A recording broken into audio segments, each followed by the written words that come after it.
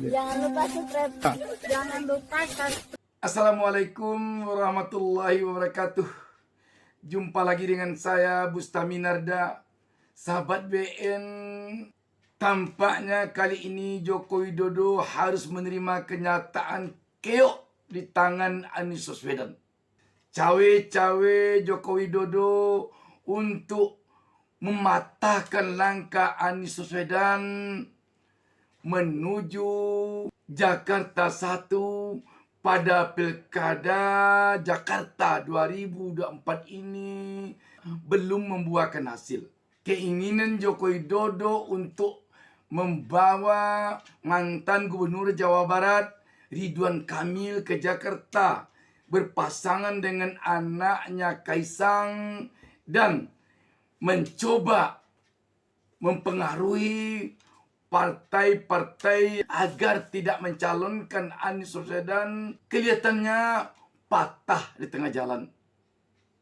Sekarang ini fenomena yang kelihatan Anies Baswedan besar kemungkinan akan tetap maju ke Pilkada Jakarta berpasangan dengan Sohibul Iman dari PKS. Dan Anies Baswedan akan didukung oleh PKB.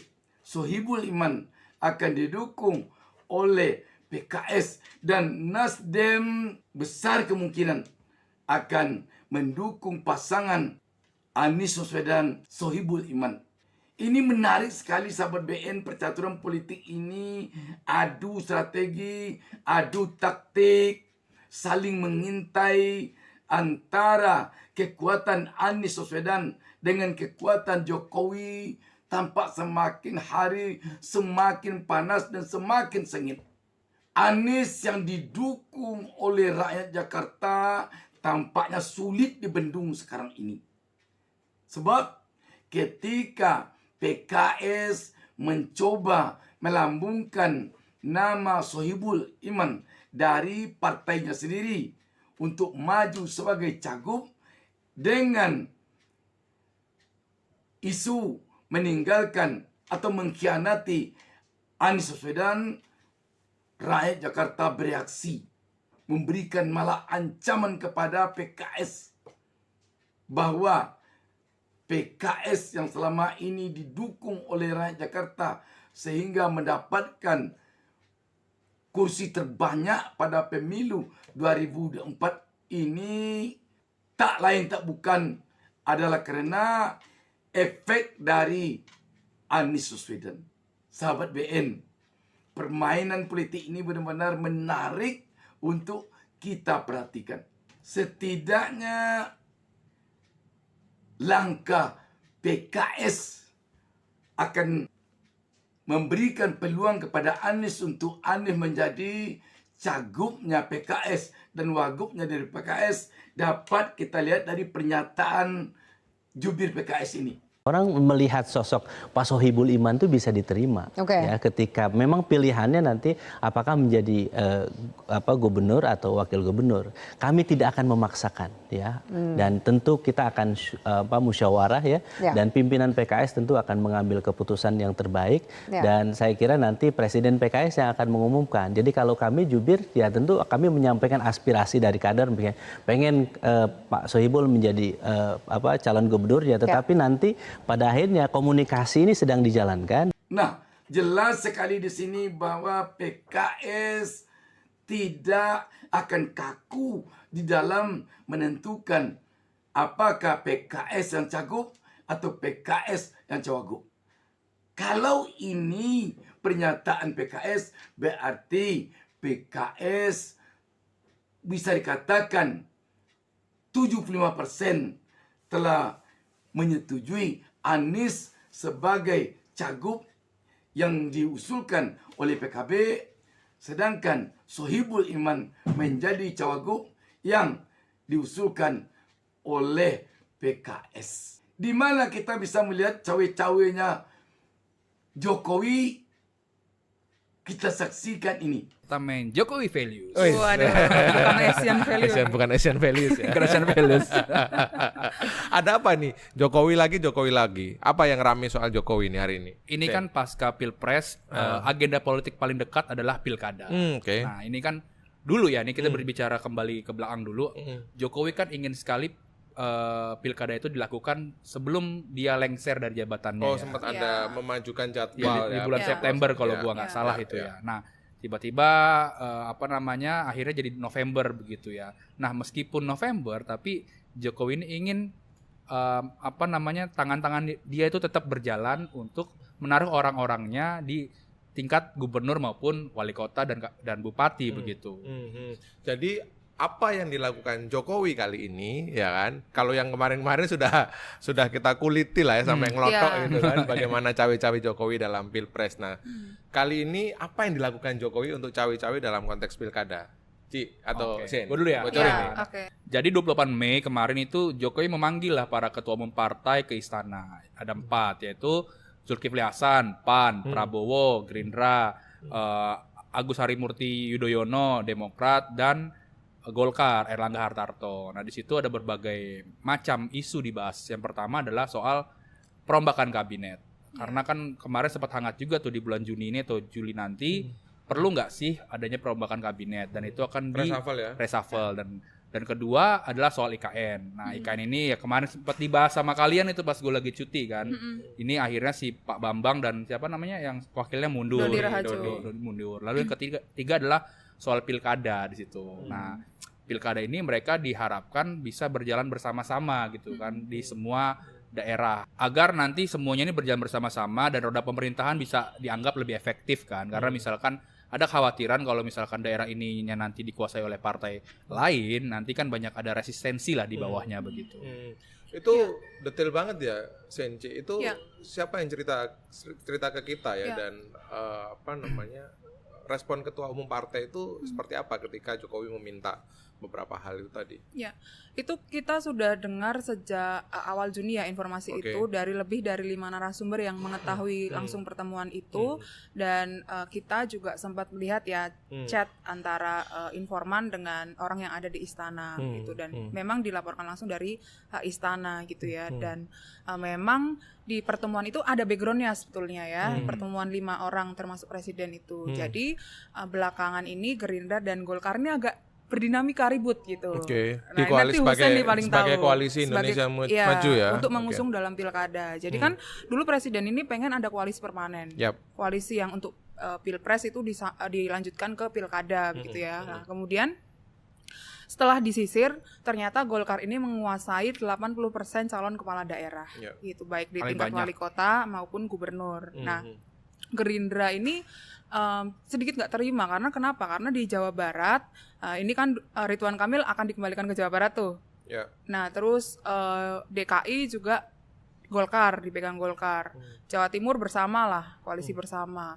Lalu Banten juga Golkar. Nah Gerindra ini pengennya Jawa Barat ini dipegang oleh Gerindra gitu ya yang dengan memajukan Deddy Mulyadi begitu maka ingin menggeser RK ke Jakarta. Nah ini dibahas dalam pertemuan di istana itu. Jokowi minta jangan ribut gitu. Kalau bisa ini bersatu dan ada satu lagi sebetulnya pesannya di DKI ini menjadi highlightnya dan mencari calon yang kuat untuk menandingi Anies Baswedan. Siapa calonnya? Yakni salah satu kandidat kuatnya adalah Ridwan Kamil. Maka setelah pertemuan itu berlangsung, Presiden kemudian memanggil Ridwan Kamil untuk berbicara soal pilkada. Presiden ini punya itu artinya Ridwan Kamil datang ya? Ridwan Kamil datang dalam kesempatan atau pertemuan yang terpisah. Dalam kesempatan terpisah berjarak hari kan. Nah, Presiden ini punya data dari 3 lembaga survei begitu ya. Jadi menurut informasi dari beberapa orang yang mengetahui survei internal itu tingkat elektabilitas Anies Baswedan ini hampir 40% di DKI Jakarta. Di bawahnya ada Ridwan Kamil dan Basuki Cahayapurnama atau Ahok.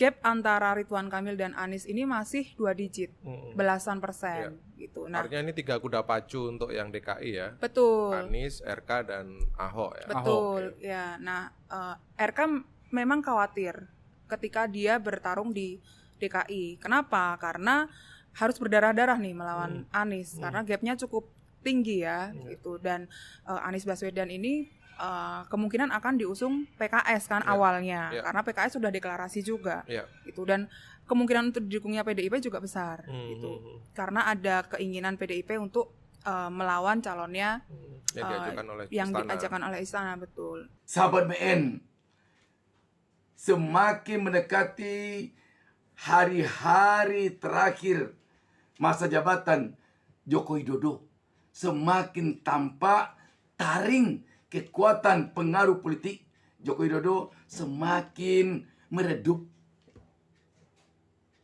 Sementara kekuatan lawan-lawan politik Joko Widodo, terutama Anies Baswedan yang merupakan antitesa dari Joko Widodo, tampak semakin kuat dan semakin mendapat dukungan dari rakyat. Di sini bisa kita lihat Joko Widodo versus Anies Baswedan tak jauh beda dengan pertandingan pembuka Piala Copa Amerika Brazil versus Costa Rica. Gempuran-gempuran yang dilakukan oleh Brazil ditahan oleh Costa Rica. Gempuran-gempuran yang diberikan oleh Jokowi berhasil ditahan oleh Anies Baswedan. Dan ketika nanti pencoblosan tanggal 27 November, untuk kita ketahui Jokowi tidak lagi presiden. Ini perlu digarisbawahi bahwa tanggal 20 Oktober Jokowi sudah tidak lagi pemegang tampuk kekuasaan di negeri ini. Kalau dia tidak lagi pemegang tampuk kekuasaan di negeri ini, kendati pun Prabowo adalah pelanjutnya, tetapi kita yakin Prabowo tidak akan serta-merta menjalankan misi Jokowi dalam pilkada ini. Prabowo pastilah punya hitung-hitungan politik bagaimana dia bisa punya kekuatan di Jakarta nanti, meskipun Anies yang jadi gubernur Jakarta. Sahabat BN, sebesar-besarnya nyala lampu, lama-lama pasti akan meredup. Tidak ada yang abadi di dunia ini. Karena itu, kekuatan sebesar apapun yang dipegang oleh seseorang ketika dia berkuasa akan ada akhirnya. Ini mungkin yang perlu dicatat oleh siapapun yang sedang berkuasa, oleh siapapun yang sedang memimpin. Sahabat BN, kita melihat sekarang ini Ridwan Kamil sepertinya tidak akan maju di Jakarta. Dia akan memilih di Jawa Barat. Ridwan Kamil tidak mau mengharapkan galah diteluk, melepaskan galah di tangan. Tidak mau Ridwan Kamil mengharapkan balam di pohon kayu, melepaskan punai yang sedang dipegang di tangannya.